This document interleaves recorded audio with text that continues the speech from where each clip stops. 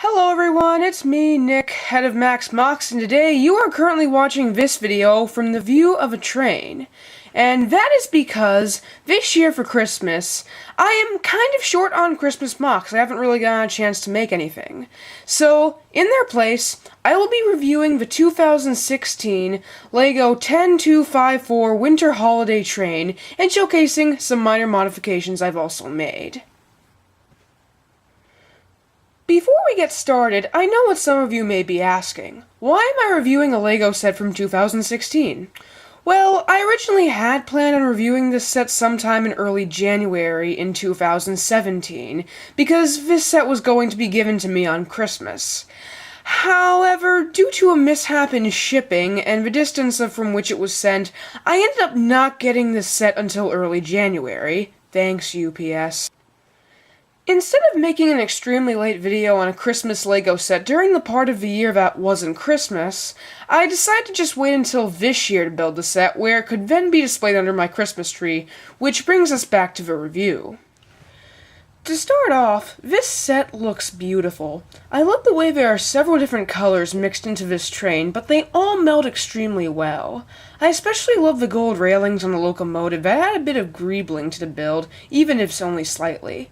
I also love how streamlined the locomotive and the coal car look together. Well, almost streamlined. Because the version of the train I'm reviewing is slightly modified, I thought it'd only be right to review it with the added power functions, and while adding the power functions does add a whole new level of playability to the set, it also detracts some of the beauty from it. In order to add the battery box and IR receiver to the train, you have to take out two sections that make a noticeable difference in the look of the train. Now, this is more or less forgivable, but the way the receiver and the battery box stick out of the train just feels like lazy designing and that more effort could have been put into it. But come to think of it, this was kind of expectable considering that the set didn't come with standard with the motor, so it probably just wasn't top priority of the building team. I'm going to revisit the power functions in a while, but first I want to take a look at the other cars. One of the few things that I like about the actual train's design is that I wish it had a few more cars, because if you consider the locomotive and the coal box as a whole, there are really only two. I had originally intended on building a dark green mock passenger car for the train, but with the color not matching the rest of the train and just plain time restrictions, I ended up scrapping that idea. The two cars that are included in the set are the flatbed car, with tree, and the caboose. I want to start off with the caboose because it's my personal favorite. The caboose has similar design aesthetics as the locomotive, with the gold handles and the curved roof. I like the use of the window shutters as doors here. Unfortunately, those roof windows are just for design, so you can't have your minifigs peeking out of there. Despite this, it does have a nice interior that can fit two minifigures complete with a cup of cocoa. I'm considering retrofitting the interior of the caboose to look a bit more like a caboose in real life. But for now, I think this two-seated interior works for me. The other included train car is the flatbed with Christmas tree car. Now, this is the first car where I realized I had to modify the design. You see, the train wheel here is supposed to turn a worm gear that would, in theory, then turn a gear that would rotate the Christmas tree. That would make the tiny train around the tree appear to rotate, although in reality this just makes it look like there's a stationary tiny train around a rotating Christmas tree. However, when I first installed the motor in the train, there was so much friction generated by the worm gear, the train would screech to a halt at every slight curve, and the only way I was able to fix this, sadly, was by taking out the worm gear. I'm considering possibly trying to fix this issue by reworking the gear system with half gears that, when added, might release pressure on the train wheels. Back on the subject of the train car itself, the train car design is very simple, but it looks nice. I like the Christmas tree design, but I think parts of it could be designed a little bit more consistently. Also, I get LEGO trying to be OCD friendly and all, but I kinda wish the lights on the tree and also the lights on either side of the cars weren't symmetrical. But it's easy enough fixable. The basket for the presents is also a nice touch, but it could hold the presents in a bit better when the train is running around the track. Now this brings us back to the topic of the steam engine itself. Like I said previously, I love the design of this thing. The colors and shapes meld well, and it looks like a convincing steam engine, even if a bit small and cartoony.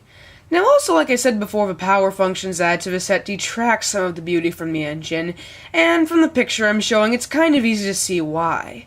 The IR receiver takes the place of a slightly more oblong section of the boiler, and in place of it, it kind of juts out in an unpretty manner. And the color is all wrong. Also, the color is all wrong.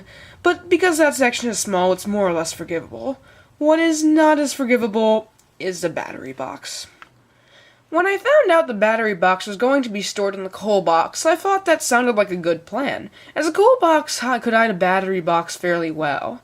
The battery box is hidden decently well, but not completely, and the end result is a coal box that doesn't even look like there's coal inside.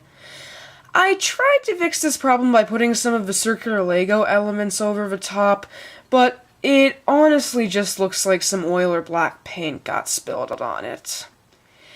As for the power functions themselves, they work decently, but could be better. I found that for the train to move properly around the track, the motor should be running at least speed number 3.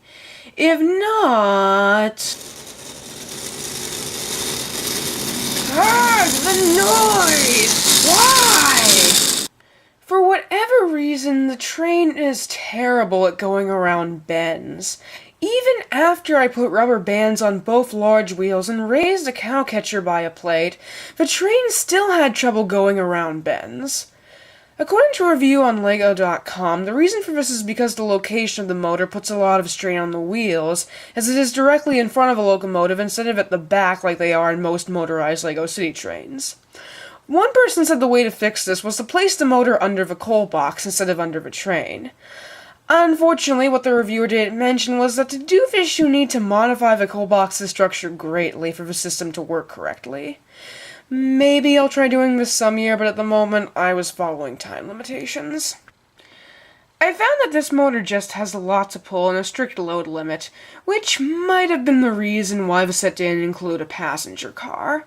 Ironically, though, the train runs perfectly in reverse, which is how I ended up taking the train cam video you saw at the beginning. I know I've been criticizing this set a lot, but overall it is a decent set. I'm just not happy that the power functions in this set don't work to their full extent. But, come to think of it, this is understandable, considering that the model doesn't include power functions in it. If a set did include power functions, I have a feeling that they would have worked better. In the end, I would recommend buying this set, but I wouldn't recommend putting the power functions in it. It's a lot of hassle, and if you're going to buy the power functions separately, a lot of money. And it doesn't benefit the train much if you do it. This set is good for a winter set collector, but not great for a serious Lego train collector. The set is okay, but could be much better, and I really wish the designers had found a way to hide these electronics better and make them work better. The set achieves more in the wake of looks and functions, which is kind of a thing for winter Lego sets. They look great on a mantle or under a Christmas tree, which this does, but overall, not the greatest playability. I know I've probably annoyed some people with this review, but honestly, this set could be better in several ways. Personally, I would have preferred if it had included the power functions and had some more train cars for other passengers. Thank you very much for watching. Like, comment, subscribe, and happy holidays.